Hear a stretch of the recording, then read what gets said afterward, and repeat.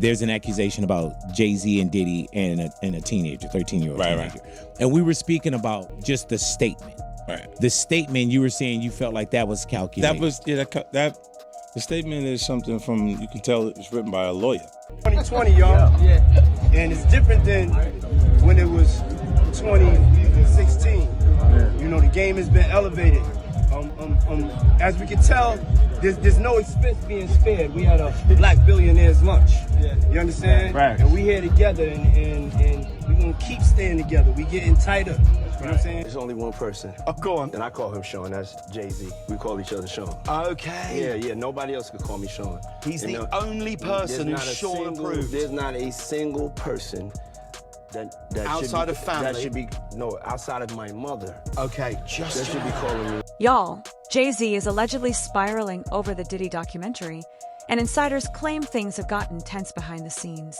According to rumors, Jay supposedly sent a warning to 50 Cent after new leaked information began circulating that some believe links him to Diddy's most disturbing controversies. Once the documentary dropped on December 2nd, the narrative reportedly shifted. It was no longer just about Diddy. It opened the door to questions about powerful connections, silence, and possible enablers. While 50 Cent never directly named Jay-Z, viewers say the documentary contains subtle hints and coded references that seem to point in only one direction. Sources now allege that Jay is ready to use his legal team and industry influence to shut down any future projects that suggest he knew more than he publicly admitted. So what exactly sparked this reaction? And what details in the documentary have everyone talking? People who say that it's more about the disdain that you have for Sean Combs than it is for giving the victims a platform. What they consider a pre-existing beef, right, for 20 years, right, is me being uncomfortable with him suggesting that he takes me shopping, or I looked at it like it was like a tester. Like, maybe you'll come play with me type of thing, right? And stop. From the very first episode, Sean Combs, The Reckoning makes it clear that the story isn't just about Diddy. It quietly places pressure on everyone who stood beside him during his rise. Without ever naming names, the documentary paints a picture that many viewers believe points straight to Jay-Z as one of the most powerful figures in Diddy's orbit. The series opens by tracing Diddy's climb in the music industry, detailing how he built Bad Boy Records, worked closely with the notorious B.I.G., and transformed himself into a music and business mogul. And while the documentary never spells it out, the parallels are impossible to ignore. Everyone knows Jay-Z's rise happened alongside Diddy's. While Diddy was building Bad Boy, Jay was building Rockefeller Records. They weren't operating in separate worlds.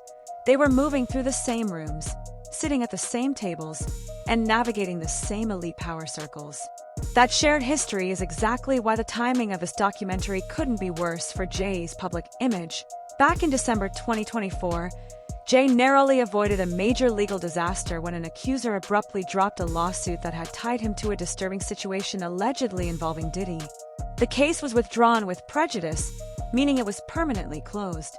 Still, Jay later admitted that simply being named in the lawsuit cost him major business deals and damaged his reputation. Then, in late November, he finally secured a legal victory in a long-running paternity case that dated back to 2010. A federal judge dismissed the claim without leave to amend, ensuring it could never be refiled. After surviving those battles, the last thing Jay needs is another storm. Yet 50 Cent's Diddy documentary threatens exactly that, potentially opening the floodgates for new lawsuits, fresh interviews, and long-buried stories. For a billionaire with massive investments, partnerships, and legacy concerns, the stakes couldn't be higher. And we may have already seen the fallout begin, as reports surfaced that the highly anticipated Times Square casino deal quietly fell apart in real time.